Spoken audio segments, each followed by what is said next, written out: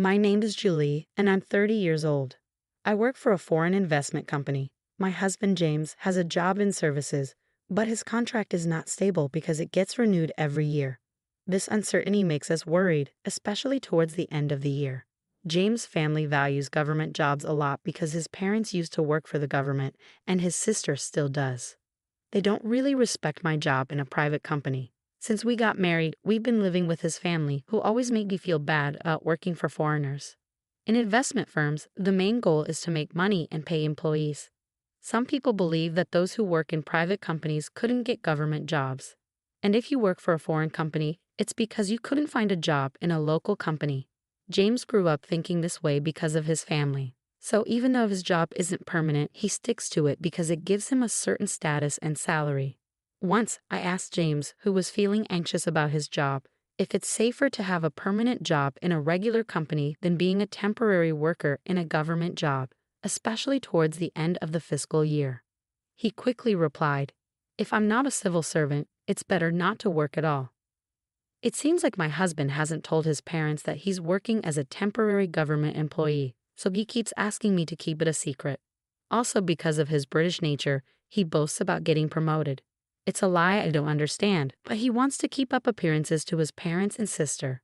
He doesn't show me his salary statement, but only a small amount is deposited into the account. I asked, "This is James, he's a section manager now. His salary must have increased, right? How much is it now?" My husband quickly replied with just 4 words, "You can earn so much these days." I know I earn a good amount, but I'm not sure how it compares to what a section chief civil servant makes. I work as a bond trader, and most of my salary comes from commissions. Lately, I've been making consistent profits, so compared to other employees in regular companies, I earn quite a bit.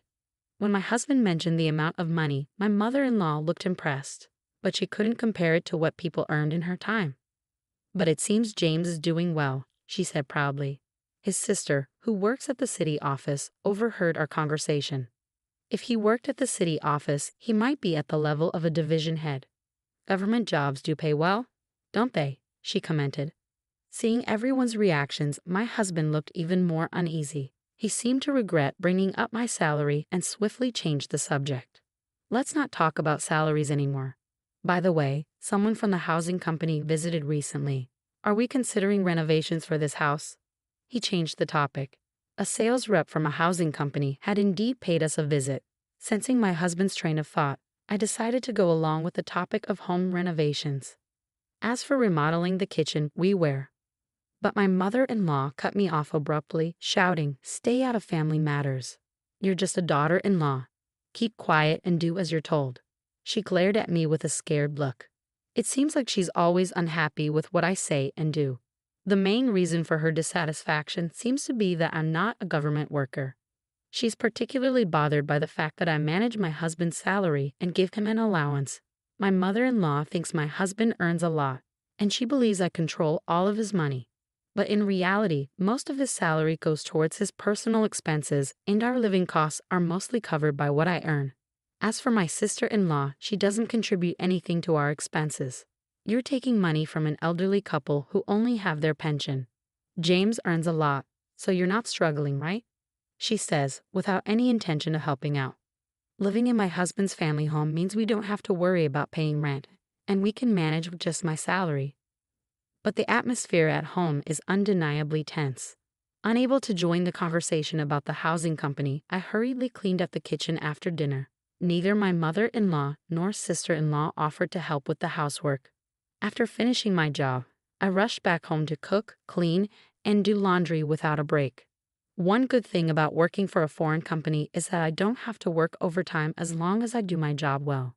Being able to leave work on time is a relief.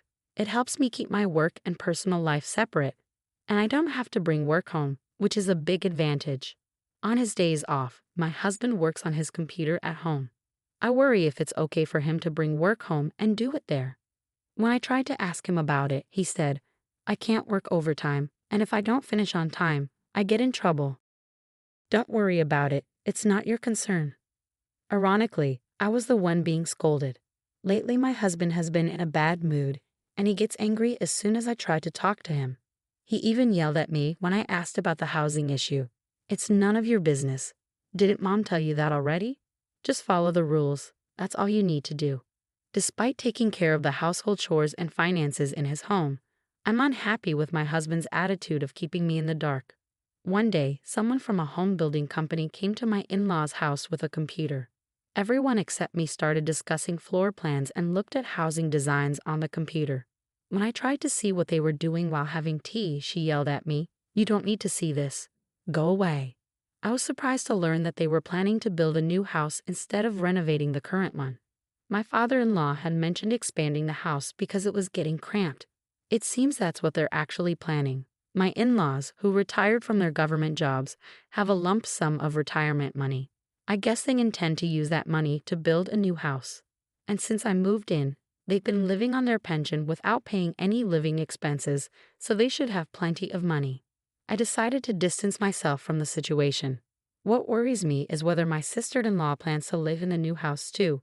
She's 28 years old and could get married, but there's been no talk of that, so I assume she'll be living in the new house.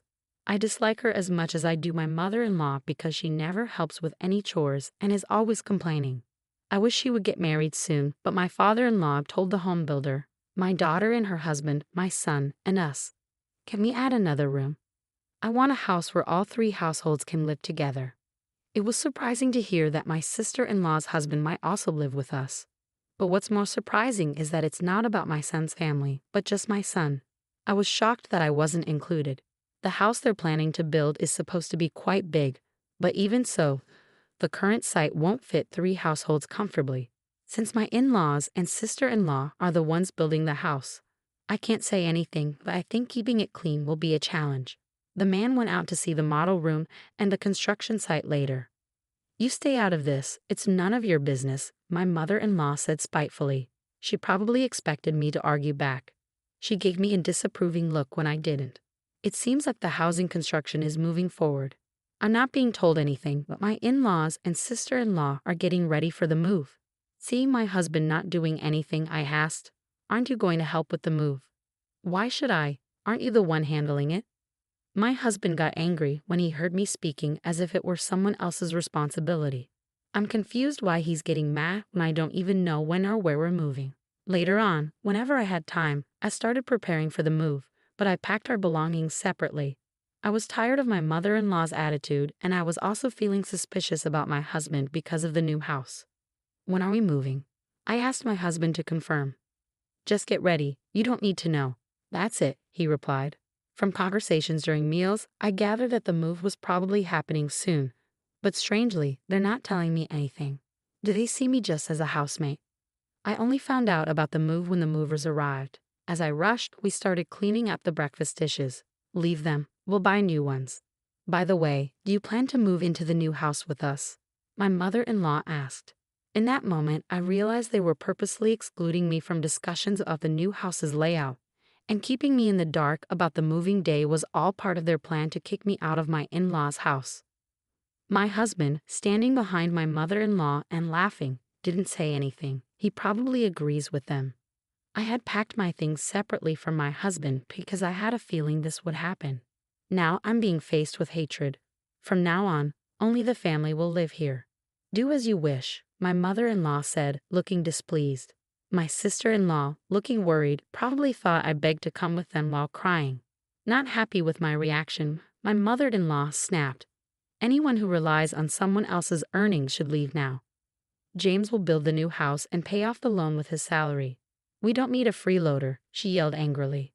I was actually the one planning to leave. When I heard about the mortgage repayment coming from my husband's salary, I had to hold back my laughter. It seemed my husband hadn't been informed by his mother about this plan. He looked surprised but realized he couldn't contradict his angry mother, so he just remained silent. It seemed his parents believed they wouldn't need to use their retirement money, and instead their son would pay off the loan and build a new house. I found it intriguing how they planned to handle the loan repayment, so I informed them with a smile, "Got it. I've decided to proceed with divorcing James." So I told them, "You all go ahead and move to the new house." My mother-in-law didn't like my reaction and started shouting, but my father-in-law and sister-in-law pulled her away, and they left the house. To my husband, who stayed behind, I said, "We'll bring the divorce papers later, so please give me your new address. I'm sure it's a splendid house. Since I haven't been informed at all, I'd like to see it." Reluctantly, my husband gave me the address. Since I didn't have many belongings, a friend helped me move them. Then, I changed all the public utility bills for my in-laws' house to my husband's name. I went back to my parents' house for the time being, and once I was settled, I went to the address my husband gave me to get his signature on the divorce papers. The new house where my husband and his family moved was indeed impressive. It was a grand three-family home. As soon as my mother-in-law spotted me, she hurried over and yelled, "What are you doing here?" Ignoring her outburst, I asked my husband to sign the divorce papers.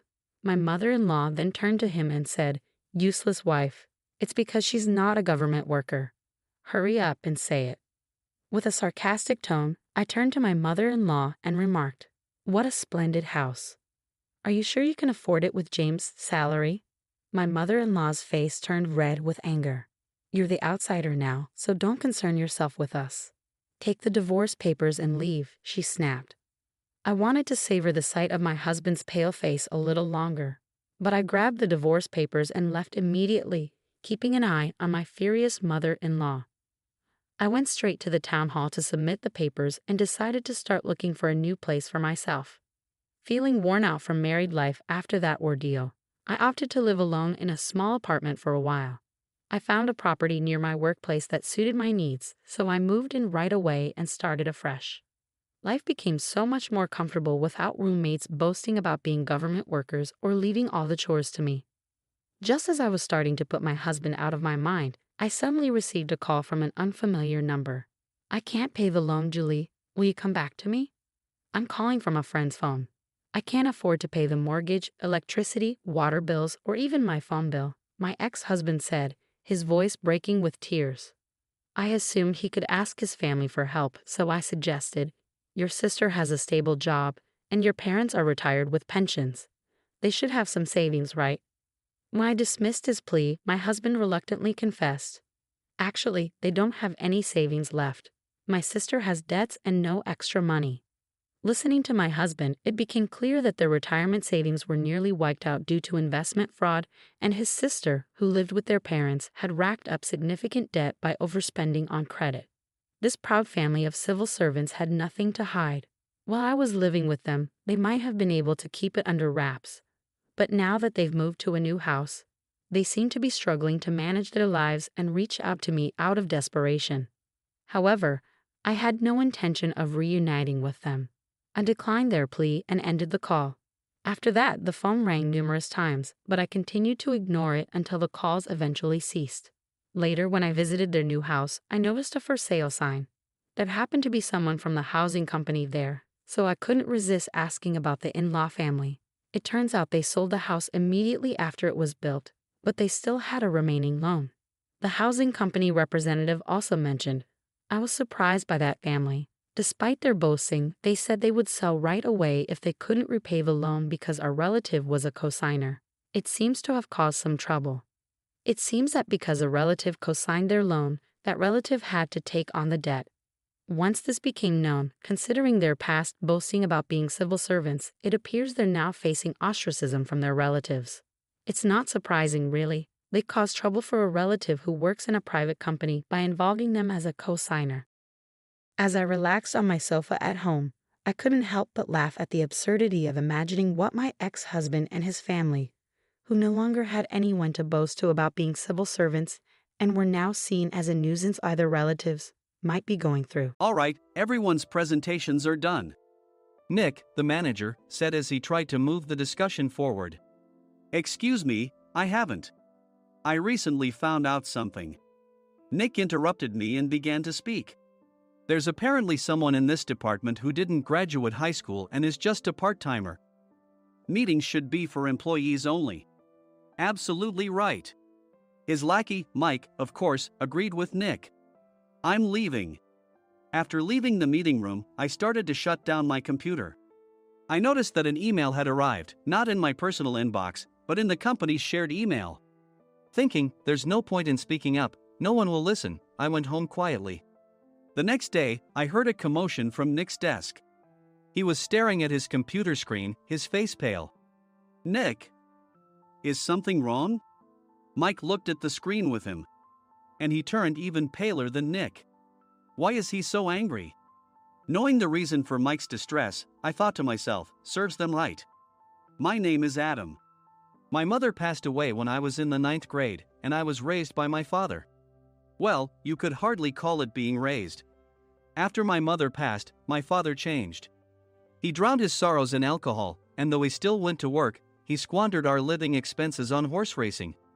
Because of that, I had to start working part-time as soon as I entered high school. Every month, I went to the convenience store with bills in hand that couldn't be auto-deducted from my father's account. Even though I endured it because I didn't want to be alone, I reached my limit in my 2nd year of high school and dropped out. I found a live-in job at a distant inn.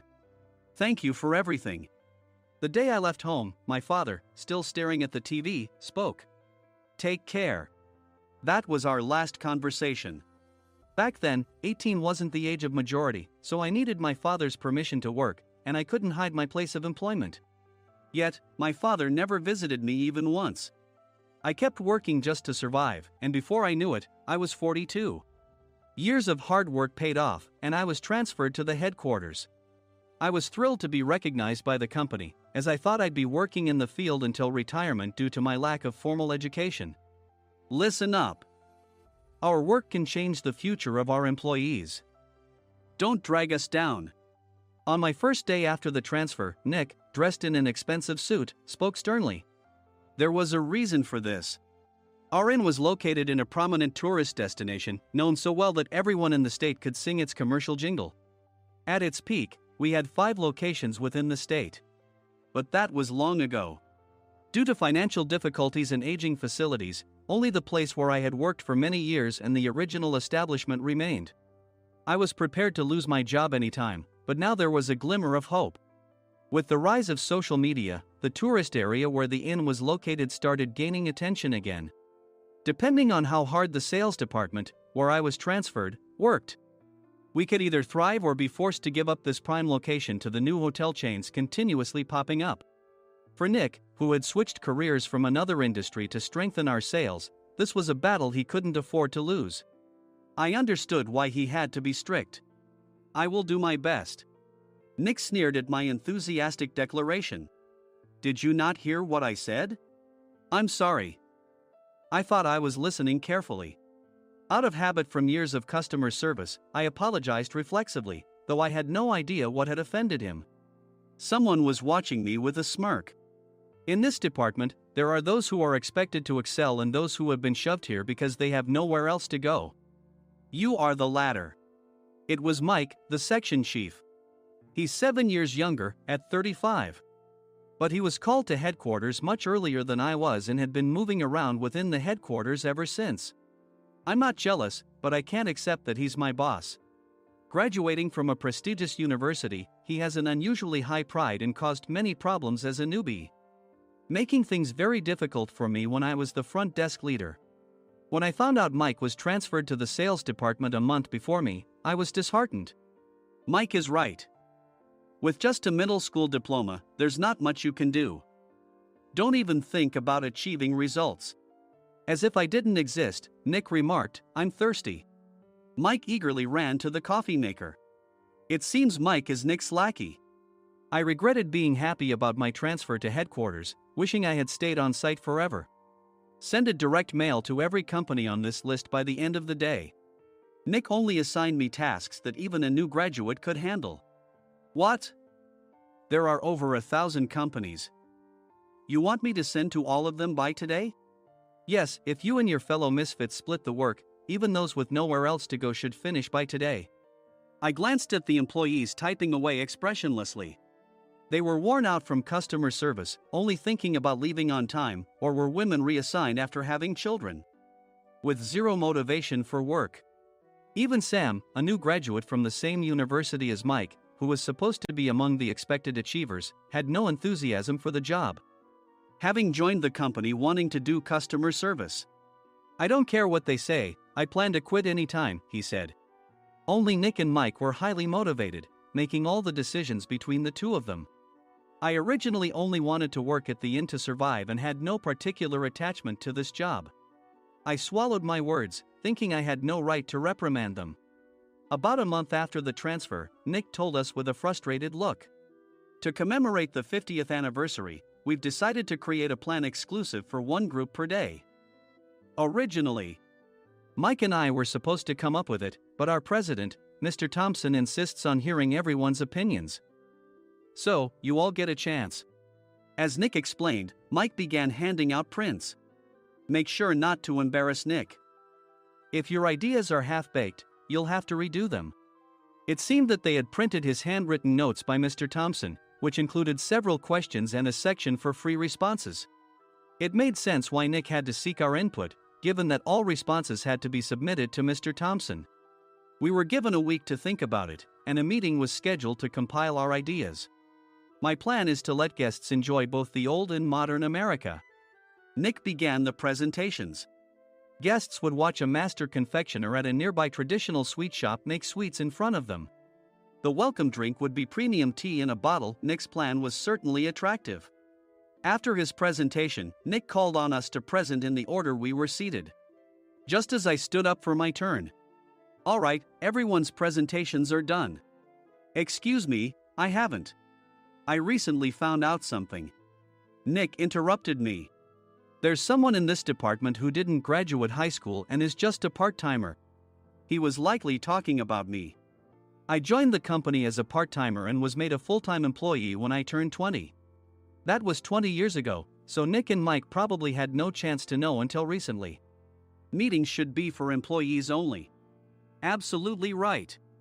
After that, Nick kept creating opportunities to solicit everyone's opinions, purposefully excluding me from speaking. The meeting unexpectedly heated up and went past the scheduled end time. A few people asked to leave, and the discussion continued with the remaining few. Still here? Normally, you'd leave in that situation. Though I had no attachment to the job initially, hearing kind words from customers made me want to make them happier. For someone like me, with nowhere to go, the inn was my home and customer service was my life. I felt pathetic about my current self. I'm leaving. I left the conference room and started shutting down my computer. I noticed an email had arrived, not in my personal inbox, but in the company's shared email. Thinking no one would listen to what I had to say anyway, I quietly went home. The next day, while preparing the DM as instructed, I heard a commotion from Nick's desk. In his haste to stand up, he hit his knee on the desk. He stared at his computer screen, his face pale. Nick! What's wrong? Mike, thinking he should be the first to rush over, approached Nick while still wearing his coat. He peered at the screen with Nick. And he turned even paler than Nick. Why is he so angry? Who is responsible for this company? Nick, more irritated than ever, asked, and Mike answered without checking. Probably Sam. Sam wasn't there because he was attending a morning training session for new hires. Nick gave up on getting angry and returned his gaze to the screen. They were looking at an email that arrived right after the end of the working day yesterday. Apparently, no one, including me, had checked it before leaving. The email was from a large company that used us for their annual employee trips. The president and executives of that company also frequently used our services personally. President of the company, Mr. Mason himself, had declared that neither he nor his company would ever use our services again. Well, some companies cancel their employee trips or stop using our services due to financial struggles. Let's just move on. Mike kept wiping the sweat from his forehead with a handkerchief. Knowing why Mike was so agitated, I quietly watched their interaction. Do you know how much revenue we get from that company? We can find other guests to fill the rooms, but we'll lose the banquet costs, gift shop revenue, rental car fees, and more. Moreover, the gifts were supposed to be prepared by the traditional confectionery shop involved in Nick's proposed plan. If it's known that we incurred such a huge loss at this critical time, Nick's position in the company would be jeopardized. Nick took a deep breath, seemingly trying to calm himself. All right, Mike. Go to New York right now and apologize to Mr. Mason. What? You're coming with me, right? I have urgent work to do. I trust you, which is why I'm entrusting this to you. Please. Mike, believing Nick's sincerity, agreed with a determined look on his face, saying, "Yes. That's Nick for you." Even if Mike went to apologize, Nick would shift all the blame onto him if the client didn't change their mind. Well, it was Mike's fault to begin with, so it served him right. About 3 hours later, Sam answered a call from somewhere and repeatedly apologized, saying, "I'm very sorry." Everyone watched to see what was happening. After ending the call, he informed Nick with a weary tone. When Mike arrived at the client's company, he only made things worse, further infuriating Mr. Mason. He was demanding, "Get his boss here immediately." It was no wonder Sam was exhausted, dealing with such a call right after returning from training. "What is that idiot doing?" "All right, Adam, you're coming with me. If sacrificing Mike didn't work, then I must be next." Normally, I'd want to refuse at all costs, but I saw an opportunity in this situation. "If I can be of assistance, I'd be happy to join you." I obediently followed Nick, and we flew to New York. When we introduced ourselves at the reception, it became clear how serious the situation was, as the receptionist personally escorted us to the president's office. Angry voices leaked through the door, making both Nick and me uneasy. "Excuse me. I'm Nick, the supervisor. I understand my subordinate has caused you trouble, and I deeply apologize." Nick, with his experience in the corporate world, knew enough to offer an apology before excuses. However, his customer service skills left much to be desired. I sighed as I saw Mike trembling like a small dog in the corner of the room. "What kind of training are you giving your subordinates?" Mr. Mason glared at Nick with a red face. The intensity of his gaze made even Nick take a step back. Regrettably, I joined this company only 2 years ago and was unaware of Mike's issues. I should have identified his shortcomings sooner. Indeed, I should have realized sooner. No sensible person would come to apologize and then give a lengthy presentation on the drawbacks of not using their in. Nick froze, his mouth slightly open. Suspecting the worst, I picked up the documents that had fallen to the floor. It seemed Mike hastily prepared these documents on the plane, listing the disadvantages. Disadvantage 1: if you change the venue for the company trip, employees might suspect it's for cost-cutting reasons, leading to a negative impression. Reading it aloud half-jokingly, Nick snatched the papers from my hand and checked the contents with a furious expression. Among the stack of documents was a receipt from a nearby convenience store's copy machine. I felt a pang of dread, hoping he hadn't shown the receipt as well. What do you think he said when I asked what kind of nerve he had to do this? "I'm very sorry." Faced with the dire situation, Nick must have thought there was nothing left to do but apologize. In a voice smaller than I'd ever heard from him, he uttered words of apology. He said, "I'm a Harvard graduate. I don't believe I said anything wrong." "Mike, what have you done?"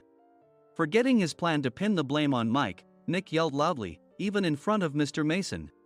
"I didn't do anything wrong." "You're still saying that? Look at him." Mike pointed at me with a shaking hand. "I was assigned to headquarters in my 20s and now I'm a section chief. This guy only made it to headquarters at 42. Everything I've done proves I was right.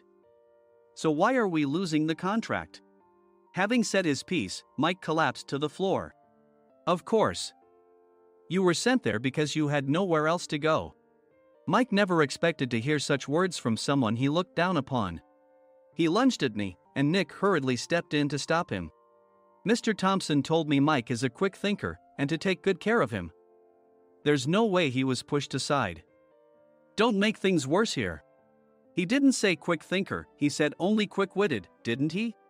I don't remember that part." I recalled the many troubles Mike caused when he was a newbie. When Mike was on the front line, his pride was so high that he never apologized to customers. Customer service, especially in our job, doesn't work alone. It brings both good and bad situations. If the front staff or housekeepers made mistakes, or the cleaning company didn't properly clean a room, one had to apologize to the customers regardless of personal fault. Mike, in such situations, would never apologize, insisting he wasn't at fault. This often angered customers, and as the front desk leader, I frequently had to apologize on his behalf. He caused complaints and disrupted operations, which is why he was quickly moved to headquarters. In departments where he didn't interact directly with customers, his quick thinking was beneficial and things went well. But it seemed his flaws were starting to show. Corporate reservations are supposed to be entered into the system by the sales representative. But a quick check yesterday revealed that more than 10 items were missing from the client's reservation. The handover document clearly stated what needed to be prepared. Why didn't you enter it into the system? Why do we have to give them special treatment? Filling rooms near the banquet hall, setting up all the food in advance. Specifying the brand of wine, they're too demanding. No wonder he always angered customers, I thought, feeling a headache coming on. Grouping them in rooms near the banquet hall is for our benefit too. It makes it easier for the staff to set up beds and serve breakfast since everyone's schedule is synchronized.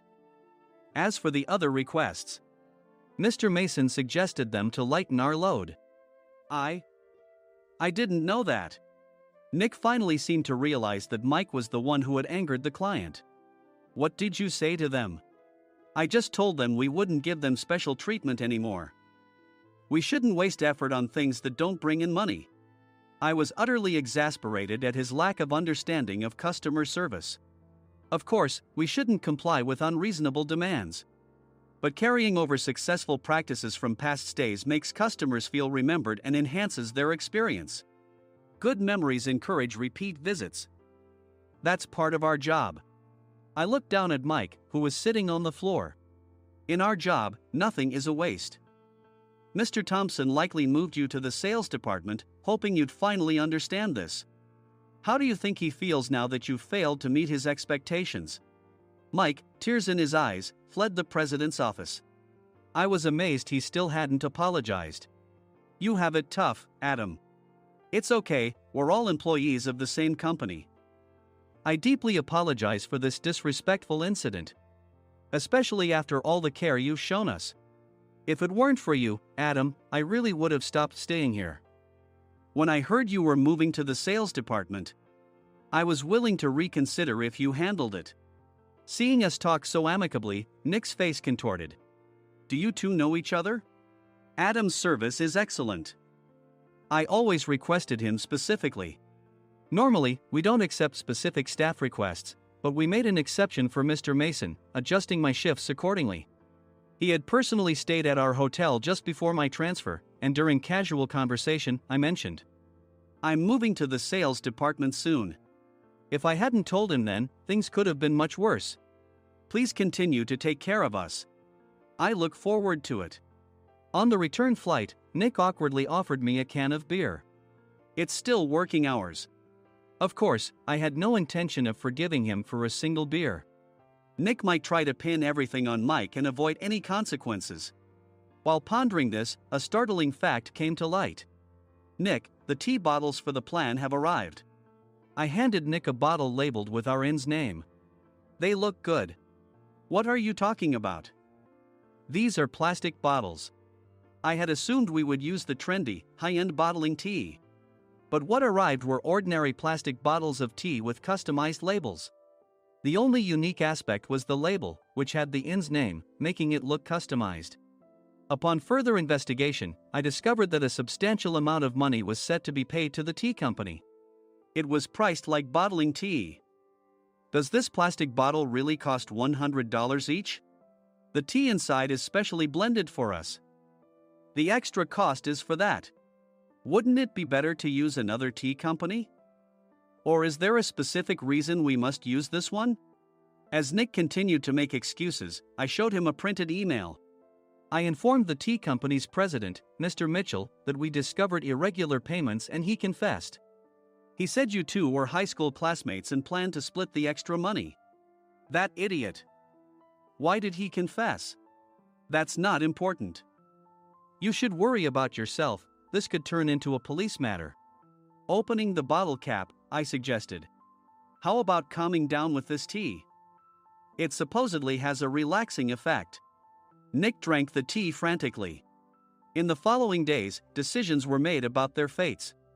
Mike was reassigned to the General Affairs Department, with no chance of transfer or promotion, as per Mr. Thompson's orders. As for Nick, since the payment to the tea company hadn't yet been made, he narrowly avoided legal trouble. Instead, he was encouraged to leave the company, and to avoid further complications, Nick submitted his resignation. Rumor has it that connections between HR departments have made it difficult for him to find new employment. Even though it was good to have those two gone, something unexpected happened in the sales department. Everyone became motivated and united in refining the 50th anniversary plan. In the end, my plan was adopted. We collaborated with the Tourist Information Center to provide personalized guides. The plan, tailored to the number of guests, was truly special for the 50th anniversary. Hey, is Adam's family coming to stay? I immediately booked that special plan for my family. Sam noticed it on the reservation list and quickly picked up on it. Yes, I'm inviting my father. That's great. I might invite my parents too. I lacked the courage to face my father just as Adam. But here, with the confidence Mr. Mason praised, I felt ready. The 50th anniversary plan was a perfect opportunity to reconnect with my father. I hope to bring back the days when we could laugh together as we once did.